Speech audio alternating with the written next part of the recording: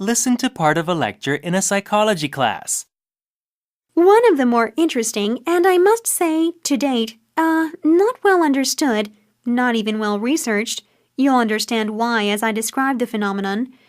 But it's fascinating because most of us have had the experience, is the experience of déjà vu. It's a memory, isn't it? Or at least it seems to be. Hold on a minute. We've had this lecture before, haven't we? I distinctly remember Mark sitting there in the front row, that red sweater, and, I'm really sorry, guys. I didn't realize till just now that we've done this already. Give me a moment to regroup and we'll move on to the next topic. Dr. Watson, excuse me. Yes, Mark? Well, you haven't talked about déjà vu in this course yet. I haven't? No, and, this is the first time I've worn this sweater. I just got it yesterday. You're right, of course! But if I truly had been experiencing a case of déjà vu, I wouldn't be so quick to agree with you. I might go along, but in my mind I'd know somehow, that I had indeed given this very class, this very lecture before. No matter what you said, I wouldn't be able to shake that feeling. And that's déjà vu, a strong, intense sensation of familiarity with a place or situation, that you've been there before, done that before, even though logically it's not possible. The déjà vu memory is impossible. I didn't expect such an apt example. How could I remember Mark sitting in the front row with that red sweater if this is the first time he's worn it? Déjà vu in French literally means already seen. Studies suggest that maybe about 2/3, some even say up to 90%, but the precise number isn't so important, except to acknowledge that it's not a rare phenomenon. Anyway, some 2/3 of the population have experienced déjà vu at one time or another, and we can only describe it anecdotally for the most part. By anecdotally, I mean we have to rely on reports of déjà vu experiences, because so far we haven't found a way to make it happen, to reproduce it in a laboratory setting. That makes it difficult to study. So, what are the characteristics of déjà vu? Well, it seems to occur randomly, lasts anywhere from a few seconds to a few minutes. Often there's also a vague feeling of premonition, some kind of sense of the future, of what's going to happen next, although it seems that the actual next step to predicting the future never quite happens. It's a real strong sensation that something happening to you right now in the present has already happened.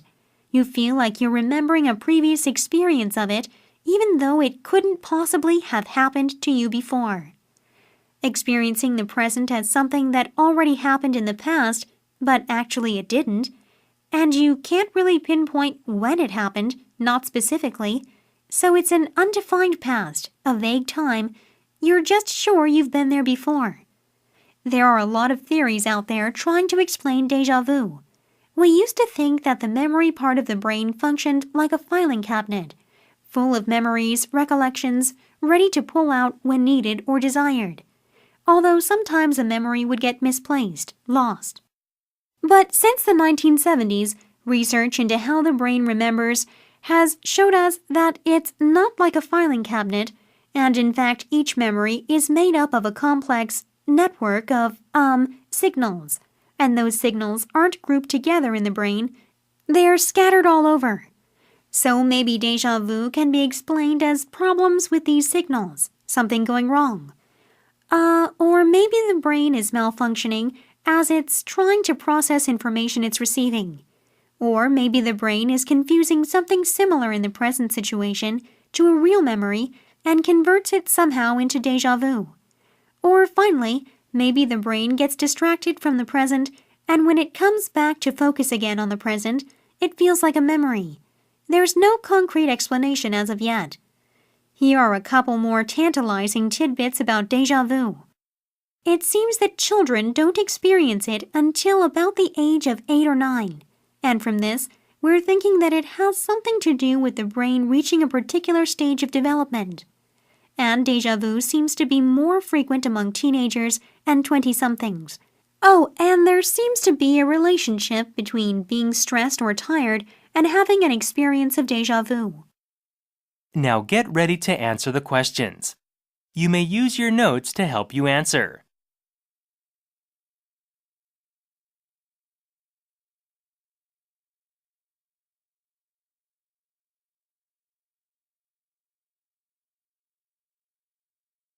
Number 13.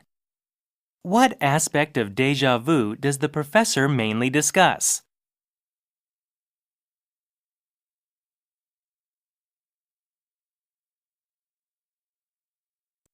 Number 14. How does the professor illustrate déjà vu?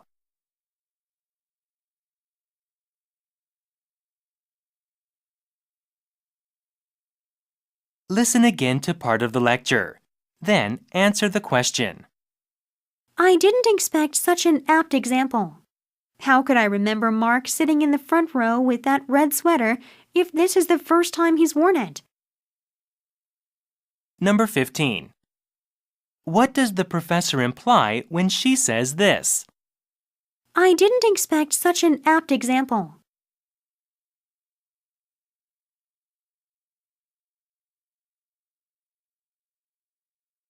Number 16. How does anecdotal evidence relate to the study of the phenomenon of déjà vu?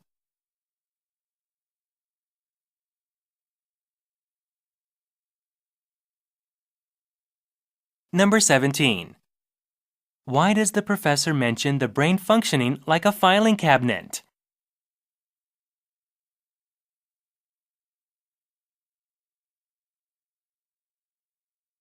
Listen again to part of the lecture. Then answer the question. Or maybe the brain is confusing something similar in the present situation to a real memory and converts it somehow into déjà vu. Or finally, maybe the brain gets distracted from the present, and when it comes back to focus again on the present, it feels like a memory. There's no concrete explanation as of yet. Number 18. What does the professor mean when she says this? There's no concrete explanation as of yet.